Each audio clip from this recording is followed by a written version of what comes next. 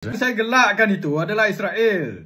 Dan siapa-siapa dalam Malaysia ni yang nak bawa penyokong Israel tu datang Malaysia. Itu dia, tengok video saya tu daripada awal sampai akhir betul-betul.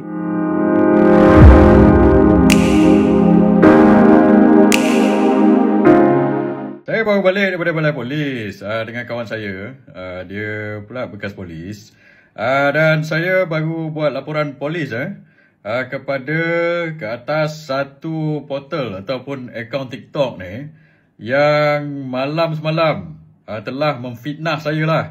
So dia kata kononnya saya telah gelakkan tahanan-tahanan warga Malaysia yang flotilla Sumut tu.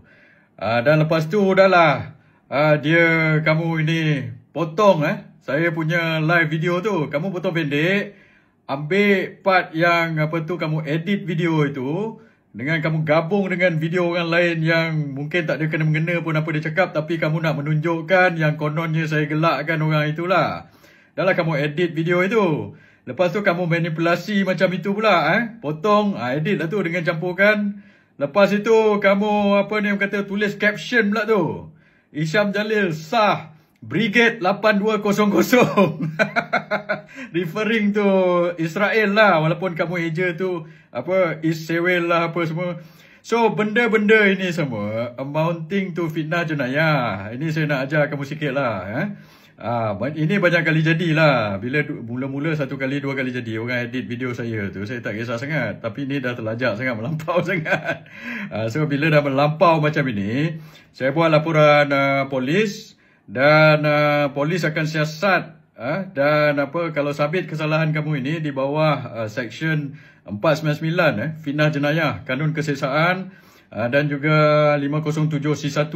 Saya minta polis dan SKMM siasat kamu di bawah 499 dan 507C1 atau cacian dan cemohan jenayah, dan juga section 233 Akta SKMM menggunakan social media untuk benda-benda yang manipulasi ataupun benda-benda tak betul inilah untuk menjatuhkan reputasi. Saya tengok ini berniat jahat lah dan bertujuan untuk menjatuhkan reputasi saya dan juga untuk membangkitkan kebencian orang ramai terhadap saya secara meluas lah. Video tu saya tengok dia punya portal tu tak adalah view tinggi sangat video-video lain. Bila dia buat manipulasi video saya ni, tiba-tiba dalam 4 jam 30,000 view dan banyak komen-komen cacian dan makian.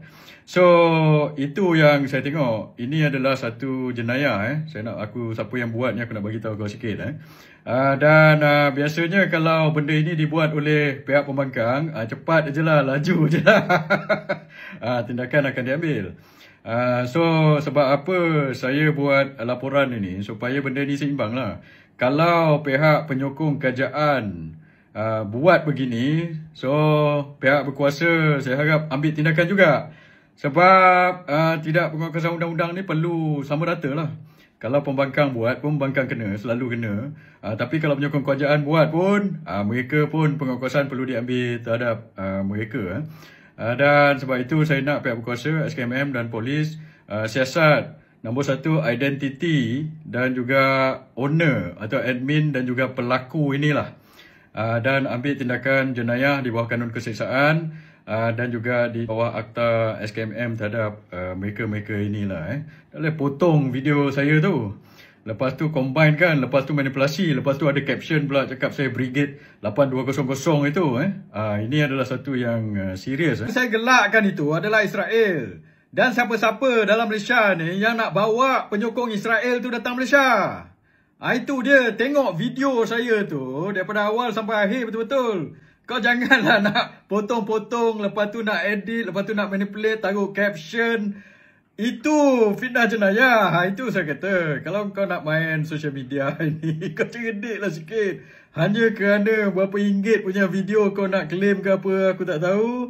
Sekarang kau dah kena hadap je lah benda ini. So sebab itu saya akan hantar lah letter of demand ini, saman fitnah kepada pelaku ini. Saya bagi peluang kepada kamu untuk mengaku dan minta maaf secara terbuka dan secara ikhlas. Sebelum saya cari kamu punya nama, identiti dan alamat untuk saya hantar LOD tu. Kalau saya dah cari, saya dah jumpa alamat dengan nama, adalah cara dia, nanti kita trace lah. Lepas itu maksudnya pintu kamu untuk minta maaf itu dah tertutup lah. Kamu tunggu je lah surat saman saya. Dan saya akan saman kamu secara punitif sebanyak 10 juta ringgit. So kamu tunggu je lah. Lain kali kalau nak edit itu, jangan edit out context dan menokok tambah dekat situ untuk menggambarkan, nak memburuk-burukkan orang dengan cara yang manipulasi atau tak betul itu. Kamu hadaplah nanti.